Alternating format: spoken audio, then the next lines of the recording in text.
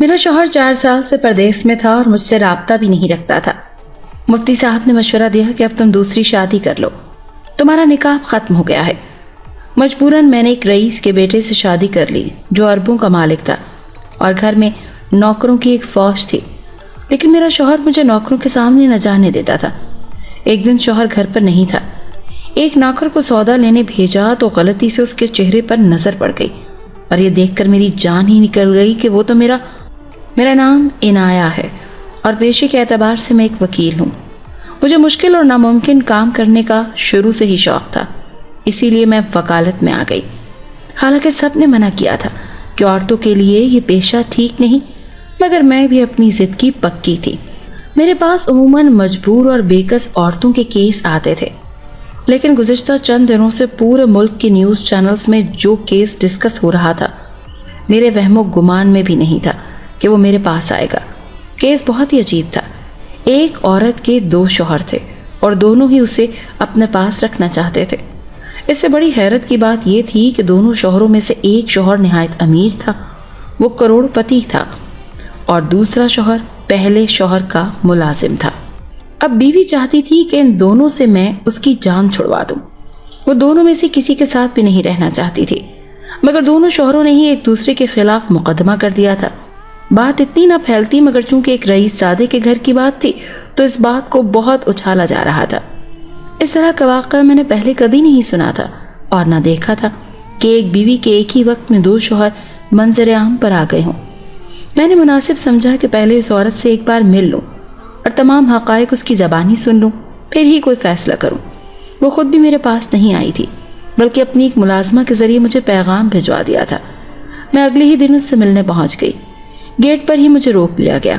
اس کے شوہر کے باڈی گارڈ نے مجھے آگے بڑھنے سے روک دیا اور پوچھا میں کون ہوں، تو میں نے جواب دیا کہ میں ملازمت کے لیے آئی ہوں، بڑے صاحب نے بلایا ہے، تو مجھے اندر جانے دیا گیا۔ وہی ملازمہ میرا انتظار کر رہی تھی اور مجھے لے کر جلدی سے اپنی مالکن کے پاس چلی گئی۔ میں تو اس محل کی ٹھاٹ باٹ دیکھ کر حیران تھی اور مجھے یہ سمجھ نہیں آ رہا تھا کہ آخر وہ عورت اپنے اتنے امیر شوہر سے طلاق کیوں چاہتی ہے۔ خیر، میں نے اس عورت سے ہاتھ ملایا اور کہا کہ وہ اپنے سارے حالات مجھے خود بتائے۔ وہ کافی خوبصورت تھی، لیکن اس وقت کافی پریشان دکھائی دے رہی تھی۔ مجھے وہ شروع سے اپنی کہانی سنانے لگی۔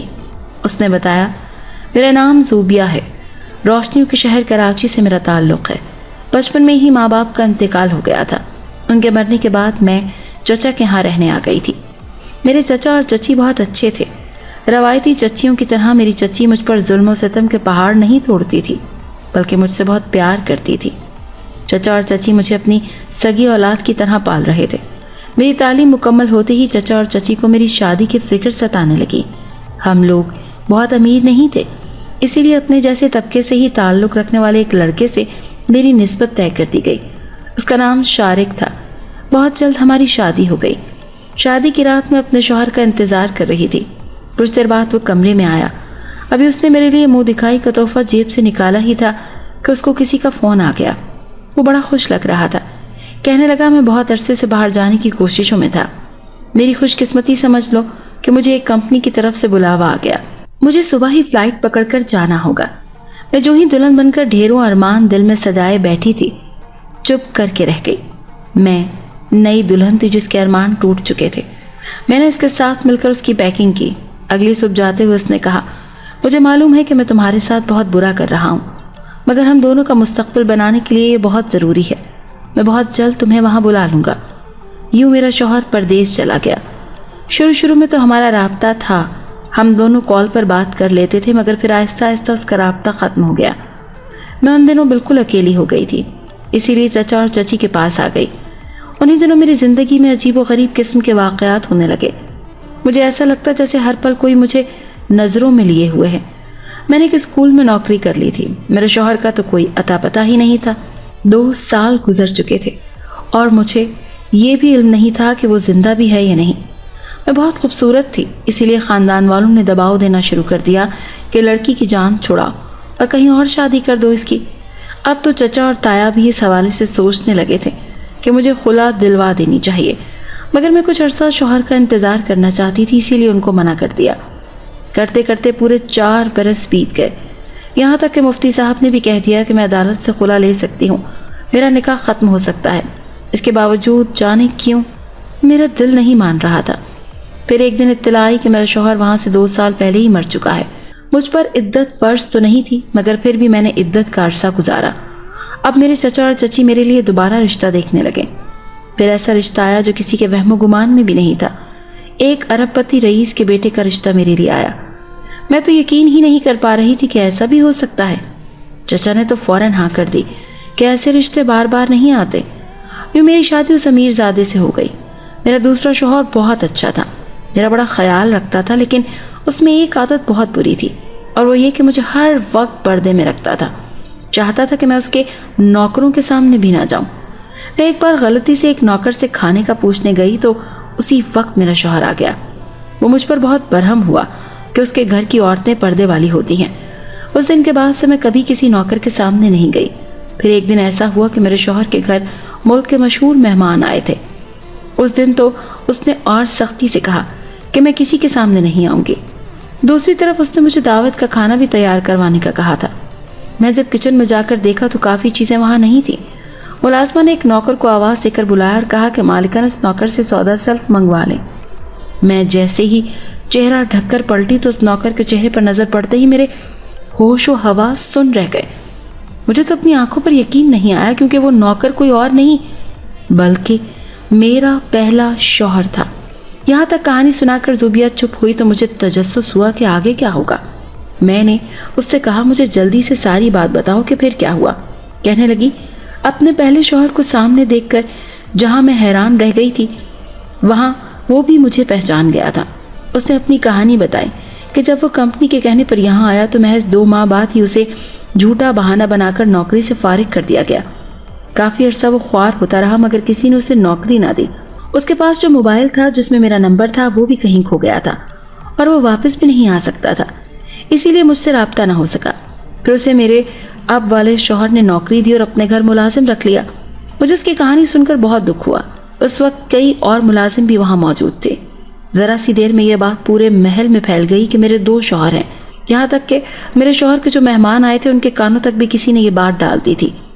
وہ تو پہلے ہی میڈیا والے تھے، انہوں نے جا کر یہ خبر نشر کر دی اور یوں سب کو پتہ چل گیا کہ میرے 2 شوہروں کا کوئی قصور نہیں ہے، دونوں ہی میرے ساتھ رہنا چاہتے ہیں اور دوسرے سے خلا کا کہتے ہیں، مگر میں اپنے کسی بھی شوہر کا دل دکھا نہیں سکتی۔ دونوں بہت اچھے ہیں، بہت سوچ سمجھ کر میں نے یہ فیصلہ کیا ہے کہ میں دونوں میں سے کسی کے ساتھ نہیں رہوں گی۔ وکیل صاحبہ، اسی لیے میں نے آپ کو بلایا ہے کہ میرے مسئلے کا حل نکالیں۔ اس عورت کی کہانی سن کر میں تو حیران رہ گئی تھی۔ بظاہر سیدھی سادی سی کہانی تھی مگر کچھ تھا جو مجھے کھٹک رہا تھا۔ معاملات اتنے سیدھے نہیں تھے جتنے لگ رہے تھے۔ مجھے شک ہو رہا تھا کہ اس کہانی میں ضرور کچھ اور بھی ہے۔ میں نے اس لڑکی زوبیہ کو تسلی دی اور کہا کہ میں اس کے لیے کچھ نہ کچھ ضرور کروں گی۔ میں نے یہی سوچا کہ پہلے اپنے طور پر سب پتہ کروں گی کہ یہاں کیا وہ سچ کہہ رہی ہے یا نہیں۔ تھوڑی سی تفتیش کے بعد معلوم ہو گیا کہ وہ لڑکی سچ کہہ رہی ہے۔ اب مجھے اس کے دونوں شوہروں کے بارے میں معلوم کرنا تھا کہ ان کی زندگی میں کون سے راز چھپے ہیں۔ زوبیہ کا دوسرا شوہر چونکہ بہت امیر تھا، اس لیے کافی دل پھینک انسان بھی تھا۔ میں نے اس کے قریب رہنے کے لیے سیکرٹری نوکری کے لیے اپلائی کر دیا۔ میں اس کے قریب رہ کر اس کے بارے میں جاننا چاہتی تھی۔ میں روز صبح 9 بجے جاتی اور شام 5 بجے چھٹی ہو جاتی۔ میں نے نوٹس کیا کہ وہ رئیس زادہ آج کل روز دفتر سے جلدی چلا جاتا تھا۔ ایسا لگتا تھا جیسے وہ کسی سے ملنے جاتا ہے۔ ایک دن میں نے فیصلہ کیا کہ اس کے پیچھے جاؤں تاکہ دیکھوں کہ وہ کس سے ملنے جاتا ہے۔ جیسے اسے فون آیا وہ فوراً دفتر سے اٹھ گیا۔ 2 منٹ بعد میں بھی چادر اوڑھتی ہوئی اس کے پیچھے پیچھے چلنے لگی، اور یہ دیکھ کر میں دنگ رہ گئی کہ وہ زوبیہ کا دوسرا شوہر اس کے پہلے شوہر سے ملنے جاتا تھا۔ آخر وہ دونوں آپس میں کیوں مل رہے تھے؟ ان کا آپس میں کیا تعلق تھا؟ میں ان کے پیچھے والی میز پر جا کر بیٹھ گئی۔ میں نے اپنا چہرہ چھپا رکھا تھا۔ میں چپ کر کے ان کی باتیں سننے لگی۔ اس امیر زادے نے کافی سارے پیسے شارک کو دیے اور کہا اب تم مجھے آئندہ اس ملک میں نظر مت آنا، 2 دن بعد کی فلائٹ لے کر یہاں سے چلے جاؤ۔ زوبیہ سے جو کام لینا چاہتے ہیں اب وہ کام لینے کا وقت آ گیا ہے۔ میں یہ سمجھ ہی نہ پائی کہ وہ زوبیہ سے کیا کام لینا چاہتے ہیں اور یہ شارک کو پیسے کیوں دے رہا تھا۔ میں یہی سوچتے ہوئے اور الجھتے ہوئے اپنے گھر واپس چلی آئی۔ رات کو زوبیہ نے فون کیا اور خوش ہوتے ہوئے بتایا کہ میرا مسئلہ حل ہو گیا ہے۔ شارک نے کہا ہے کہ وہ اب میرے راستے میں کبھی نہیں آئے گا، میں اپنے دوسرے شوہر کے ساتھ خوش رہوں۔ اب آپ کو میرے لیے فکر کرنے کی ضرورت نہیں۔ مجھے توقع تھی کہ کچھ ایسا ہی ہوگا۔ اگر میں نے دوپہر میں ان دونوں کی باتیں نہ سنی ہوتی تو میں بھی خوش ہو جاتی کہ چلو بیچاری کا مسئلہ حل ہو گیا، لیکن اب تو ایسی صورتحال بن چکی تھی کہ میں جب تک اس راز کی جڑ تک نہ پہنچ پاتی مجھے سکون نہیں ملنا تھا۔ میں نے اپنے کچھ خاص بندوں کو فون کیا جو ہر کیس میں میری مدد کے لیے جاسوسی کرتے تھے۔ ان کو میں نے شارق کے پیچھے لگایا اور کہا کہ اس کو ملک سے باہر بھاگنے نہیں دینا، بلکہ اس سے ساری معلومات نکلواؤ۔ جس دن شارق ایئرپورٹ سے بھاگ رہا تھا اسی دن میرے آدمیوں نے اسے پکڑ لیا اور اپنے خاص مقام پر لے گئے۔ میرا وہ پورا دن بڑی بے چینی سے گزرا تھا۔ اگلے دن مجھے جو معلومات ملی ان سے میں بہت خوش ہو گئی تھی۔ اب مجھے اگلا لاہ عمل طے کرنا تھا۔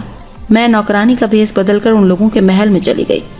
جو کام وہ رئیس زادہ زوبیہ سے لینا چاہتا تھا اس کو روکنے کے لیے میرا وہاں جانا نہایت ضروری تھا۔ 2-3 دن انتظار کرتے ہوئے گزرے۔ چوتھے دن محل میں صبح سویرے ہی ہنگامہ شروع ہو گیا۔ کچھ شیخ حضرات دبئی سے اور کچھ پاکستان سے آئے تھے۔ میں نے زوبیہ پہ نظر رکھی ہوئی تھی۔ وہ تیار شیار ہو کر مہمانوں کے لیے ناشتہ بنا رہی تھی جب اس کا دوسرا شوہر اسے بازو سے پکڑ کر اپنے ساتھ مہمانوں والے کمرے میں لے آیا۔ مجھے بس اسی موقع کا انتظار تھا۔ میں ایک ضروری کال کرنے کے بعد اندر داخل ہو گئی۔ سب لوگ مجھے وہاں دیکھ کر حیران رہ گئے۔ زوبیہ حیرانی سے کہنے لگی، آپ یہاں کیا کر رہی ہیں؟ میں نے کہا، جو سب یہاں چل رہا ہے میں اس کی حقیقت تمہیں بتانے آئی ہوں۔ وہ پریشان ہو گئی کہ کیسی حقیقت؟ میں نے اسے بتانا شروع کیا۔ شارق تمہارا پہلا شوہر تمہارے اس دوسرے شوہر کا شروع دن سے ہی ملازم تھا۔ پہلے یہ لوگ اتنے امیر نہیں تھے مگر پچھلے کچھ برسوں میں ایک دم ہی ارب پتی بن گئے۔ اس کے پیچھے بڑی دلچسپ کہانی ہے۔ شارق لڑکیوں سے شادی کرتا تھا اور پھر ان کو لے کر دبئی جیسے ملکوں میں لے جاتا تھا جہاں یہ تمہارا دوسرا شوہر اس سے اس لڑکی کو خرید لیتا اور امیر عربی شیخوں کے آگے ان کی بولی لگوا کر بیچ دیتا۔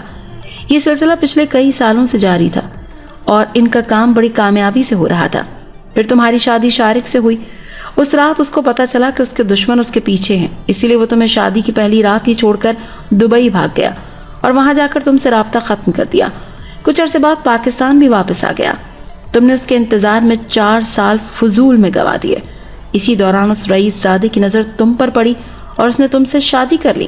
شادی کے بعد اچانک ہی جب ساری حقیقت کھلی کہ شارق تمہارا پہلا شوہر تھا تو ان دونوں کو ڈر لگا کہ کہیں ان کی حقیقت نہ کھل جائے، اسی لیے اس نے شارق کو ملک سے فرار کروانے کا بندوبست کر دیا اور آج تمہاری بولی لگوانے کے لیے اتنی دور دور سے لوگ بلوائے ہیں کہ جو سب سے زیادہ قیمت لگائے گا تمہیں اس کے حوالے کر دے گا۔ شارق جیسے اور نہ جانے کتنے ہی لڑکے اس کے لیے کام کر رہے ہیں اور اسی لیے تو یہ اتنا امیر ہو گیا ہے۔ ساری کہانی سن کر تو زوبیہ کے رنگ ہی اڑ گئے، جبکہ اس کا شوہر غصے سے کہنے لگا، اگر اب تمہیں پتہ چل ہی گیا ہے تو لڑکی تم یہاں سے واپس نہیں جا سکتی۔ میں نے ہنستے ہوئے کہا، جا تو تم نہیں سکتے یہاں سے کہیں، کیونکہ پولیس آ چکی ہے تمہیں گرفتار کرنے۔ شارق پہلے ہی ان کی کسٹڈی میں ہے۔ اسی وقت پولیس نے آ کر وہاں بیٹھے سبھی لوگوں کو گرفتار کر لیا۔ زوبیہ روتے ہوئے میرے گلے لگی اور کہنے لگی کہ آپ کا بہت شکریہ، میری جان بچانے کے لیے میں ہمیشہ آپ کی احسان مند رہوں گی۔ میں نے اس کو تسلی دی اور کہا کہ اب تم محفوظ ہو۔ میں زوبیہ کی شکر گزار تھی جس کی وجہ سے مجھے کئی چہرے بے نقاب کرنے کا موقع ملا اور یہ کیس میرے کریئر کو بہت آگے لے گیا۔ میں نے فیصلہ کر لیا تھا کہ عدالت سے ان لوگوں کو سزا دلوا کر رہوں گی۔ اس بار زوبیہ کی شادی میں نے اپنے رشتہ داروں میں کروا دی۔ آخر اسے بھی تو خوش رہنے کا حق حاصل